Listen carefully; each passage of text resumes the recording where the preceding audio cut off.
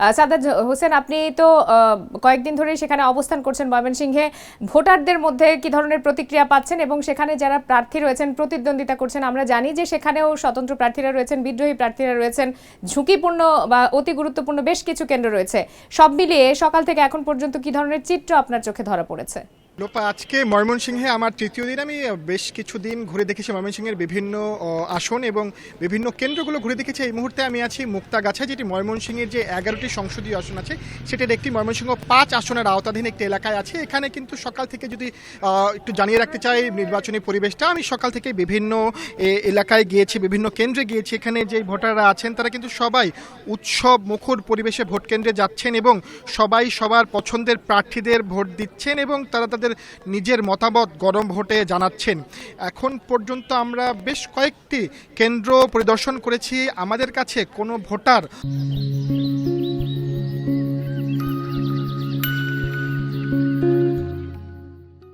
কোনো ধরনের অনাকাঙ্ক্ষিত পরিস্থিতির কথা আমাদের কাছে বলেনি এবং তাদের কোনো অভিযোগও কিন্তু আমাদের কাছে করেনি।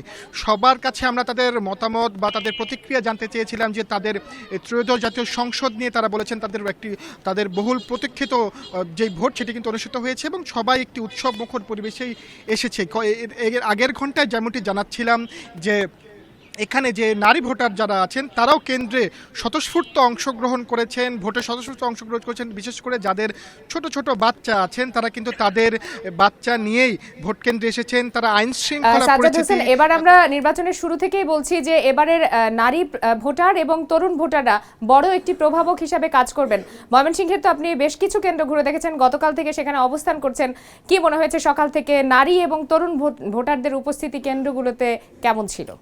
যে লোপা, একদম ঠিক আপনি যেমনটি বলছিলেন, নারী এবং তরুণ ভোটারদের কথা যদি ময়মনসিংহের আসন এবং কেন্দ্রগুলোতে বলে থাকি সেটি কিন্তু পুরুষ ভোটারের তুলনায় কোনো কোনো কেন্দ্রে 5% এবং কোনো কোনো কেন্দ্রে 10% বেশি।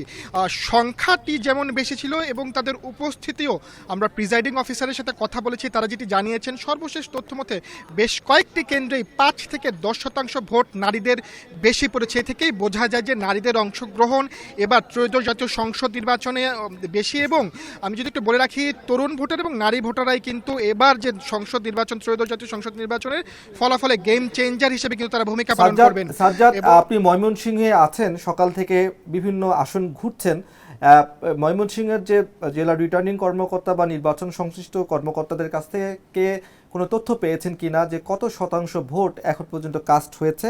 পাশাপাশি যেহেতু ময়মনসিংহ অনেক বড় একটি জেলা, সেখানে অনেকগুলো সংসদীয় আসন রয়েছে, বিএনপি এবং জামাতের 11 দলীয় জোট ছাড়াও ওখানে প্রত্যেকটি আসনে, বেশিরভাগ আসনেই স্বতন্ত্র প্রার্থীও রয়েছে। ত্রিমুখী লড়াইয়ের সম্ভাবনা রয়েছে ময়মনসিংহ জেলা নয়, শুধু ময়মনসিংহ বিভাগে। তো সেখানে এই প্রার্থীরা কোনো রকমের অভিযোগ করেছেন কিনা এই নির্বাচন আয়োজনকে ঘিরে? জি, আমি যদি একটু জানিয়ে রাখতে চাই, কিছুক্ষণ আগে আমি ছিলাম ময়মনসিংহ 6 আসনে। সেখানে কিন্তু একমাত্র বাংলাদেশ জামায়াত ইসলামের একমাত্র বিদ্রোহী প্রার্থী যিনি আছেন তিনি ময়মনসিংহ 6 আসন থেকে, এবং সেখানে কিন্তু বিএনপির বিদ্রোহী প্রার্থীও আছেন এবং বিএনপি এবং বাংলাদেশ 11 দলীয় জোট থেকে তাদের নির্বাচিত প্রার্থীও আছেন এবং চতুর্মুখী নির্বাচন যেটিকে বলে, কিন্তু এই যে বিদ্রোহী প্রার্থী এবং স্বতন্ত্র প্রার্থীরা নির্বাচন করলেও এখন পর্যন্ত কিন্তু আমরা সকাল থেকে কোনো অভিযোগ পাইনি। সবাই এসেছেন এবং শান্তিপূর্ণভাবেই ভোট দিচ্ছেন। এবং আপনি যেই বিষয়টি জানতে চাচ্ছিলেন কত শতাংশ ভোট কাস্ট হয়েছে, আমরা সর্বশেষ প্রিজাইডিং অফিসারের কথা বলেছি এবং সেই কেন্দ্রে তখন পর্যন্ত 35% ভোট কাস্ট হয়েছিল। এখন বেলা 2টা বাজে, 2টার কিছুটা বেশি বাজে। আশা করছি এখন পর্যন্ত 50%-এর বেশি ভোট। সাজ্জাদ, আপনাকে অসংখ্য ধন্যবাদ আমাদের সাথে সংযুক্ত হবার জন্য। আপনি নিরাপদে ময়মনসিংহ জেলার সংসদীয় আসনগুলো থেকে নির্বাচন সংশ্লিষ্ট সংবাদ সংগ্রহ করতে থাকুন।